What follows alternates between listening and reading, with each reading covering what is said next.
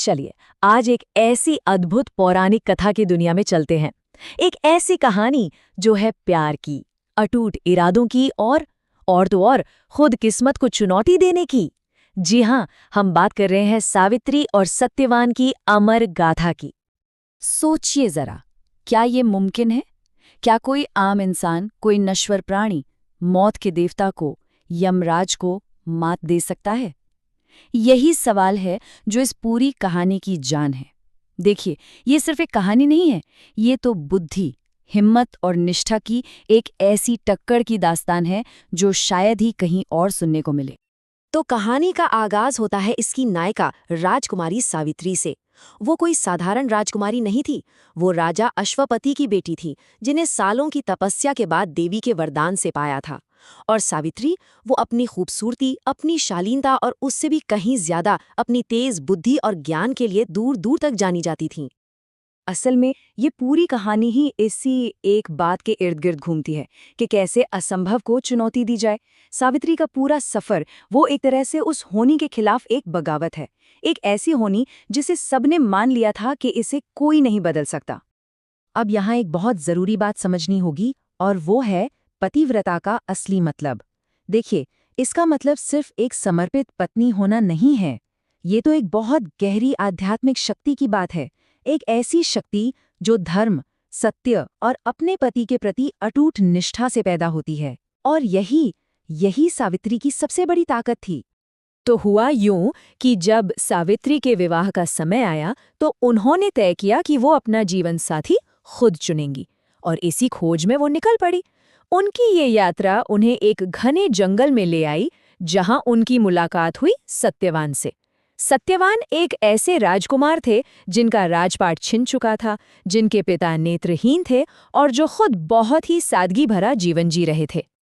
और बस, कहानी में एक बहुत बड़ा मोड़ यहीं से आता है। सावित्री जब वापस महल लौटती हैं और अपने पिता को अपनी पसंद के बारे में बताती हैं, ठीक बिल्कुल उसी वक्त वहां देवर्षि नारद आ जाते हैं, और उनके आते ही माहौल में एक अजीब सी खामोशी, एक सस्पेंस छा जाता है।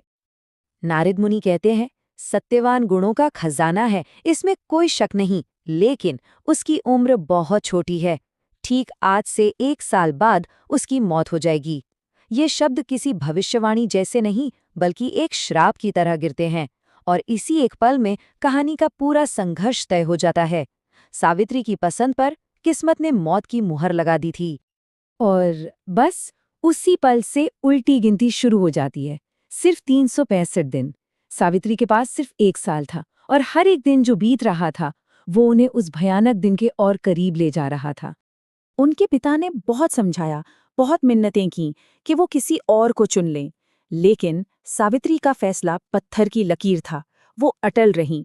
उन्होंने सत्यवान से ही शादी की, और सब कुछ जानते हुए उस मुश्किल किस्मत का सामना करने के लिए उनके साथ जंगल में एक सादा जीवन जीने चली गईं। और देखते ही देखते दिन हफ्तों में, हफ्ते महीनों में बदल गए, और फिर पूरा साल बीतने को आ गया। भविष्यवाणी वाला वो दिन अब बिल्कुल सामने खड़ा था। सावित्री ने एक एक दिन गिना था, और अब वो इंतजार खत्म होने वाला था। उस आने वाली लड़ाई के लिए सावित्री ने खुद को तैयार करना शुरू कर दिया। उन्होंने एक बहुत ही कठिन व्रत रखा, जिसे त्रिरात्र व्रत कहते हैं। इसमें 3 दिन का उपवास और 3 रात तक बिना सोए जागरण करना था। ये उनके इरादों की, उनके संकल्प की सबसे बड़ी और आखिरी परीक्षा थी। आखिरकार वो दिन आ ही गया। जब सत्यवान लकड़ियां काटने के लिए जंगल की ओर चले, तो सावित्री ने जिद की कि वो भी साथ जाएंगी। वो उन्हें एक पल के लिए भी अकेला नहीं छोड़ना चाहती थी।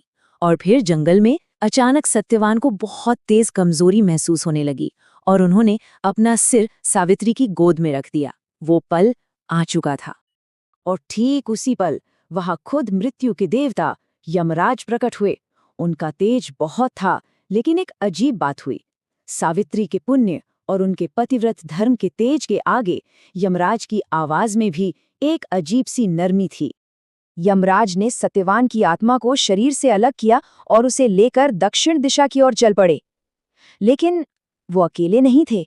सावित्री ने वो किया जो आज तक किसी ने नहीं किया था। उन्होंने सत्यवान के शरीर को वहीं छोड़ा और मृत्यु के देवता के पीछे पीछे चल दी। यमराज ने सावित्री को रोकने की बहुत कोशिश की, और आखिर में उन्हें एक वरदान देने की पेशकश की। बस एक शर्त थी, सत्यवान का जीवन वापस नहीं मांग सकती। अब जरा सावित्री की चतुराई देखिए, उन्होंने अपने लिए कुछ नहीं मांगा। उन्होंने कहा, मेरे ससुर का खोया हुआ राज्य उन्हें वापस दिला दीजिए।